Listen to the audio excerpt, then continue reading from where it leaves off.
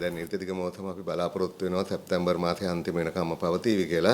කොහොම වුණත් මේ වන විට Platina 100 electronic fuel injection தொழில்நுட்பத்துடன் AVP Motor Company Private Limited இடமிருந்து தென்மேற்கு பருவப்பேச்சு செப்டம்பர் மாதம் இறுதி வரையில் நீடிக்கும் என நாம் எதிர்பார்க்கின்றோம். எவ்வாறாயினும் தற்போது தென்மேற்கு பருவப்பேச்சு வலுவடைந்துள்ளதால் இன்றிலிருந்து அடுத்த 2 அல்லது 3 நாட்களுக்கு மழை நிலைமை அதிகரிக்கும் என எதிர்பார்க்கப்படுகிறது.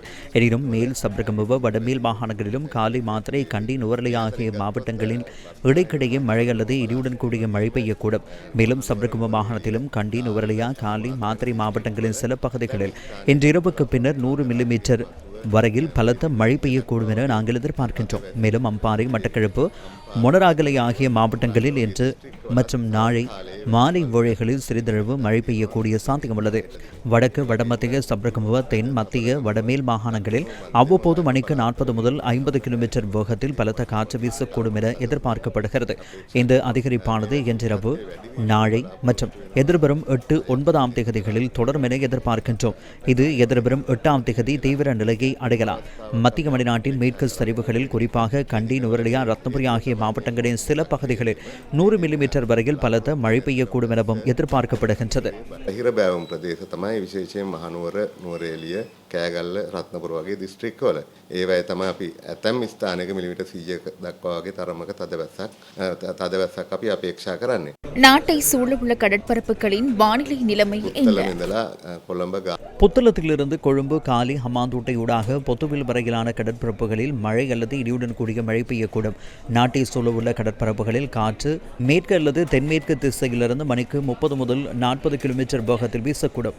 புத்தளத்திலிருந்து கொழும்பு, காலி ஊடாக ஹம்மாந்தோட்டை வரையிலான கரையை அண்டிய கடற்பரப்புகளில் காற்றின் வேகம் அவ்வப்போது மணிக்கு 50 முதல் 60 கிலோமீட்டர் வரையில் அதிகரிக்கக்கூடும். மேலும் ஹம்மாந்தோட்டையிலிருந்து பொத்துவில் வரையிலான கரையை அண்டிய கடற்பரப்புகளில் காற்றின் வேகம் மணிக்கு 60 முதல் 70 கிலோமீட்டர் வரையில் அதிகரிக்கக்கூடும்.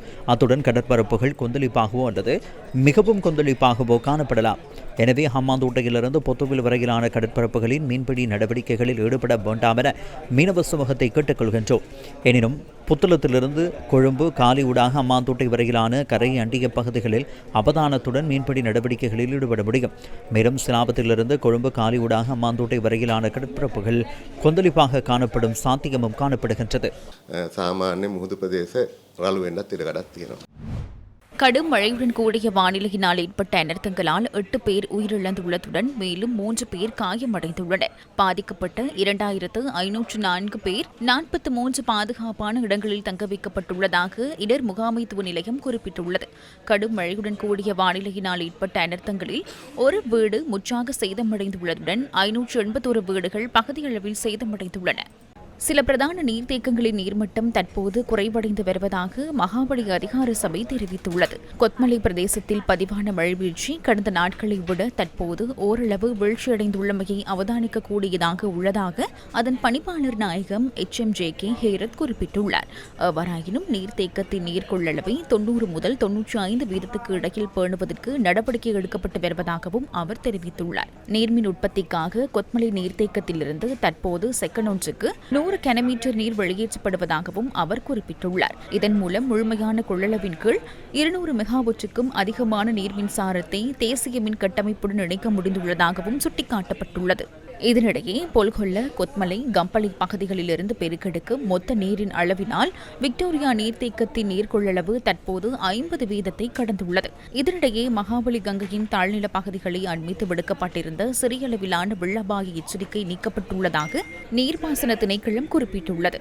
இதனிடையே மழையுடனான வானிலையை கருத்தில் கொண்டு மூடப்பட்டிருந்த ஹட்டன் கல்வி வலய பாடசாலைகள் இன்று மீள திறக்கப்பட உள்ளதாக மத்திய மாகாண கல்வி செயலாளர் HM மதுபானி பியசேன தெரிவித்துள்ளார். அவசியம் ஏற்படும் பட்சத்தில் வலய கல்வி பணிப்பாளர்களின் அனுமதிக்கு அமைய பாடசாலைகளை மூடுவதற்கான அதிகாரம் அதிபர்களுக்கு வழங்கப்பட்டுள்ளதாகவும் அவர் மேலும் தெரிவித்துள்ளார்.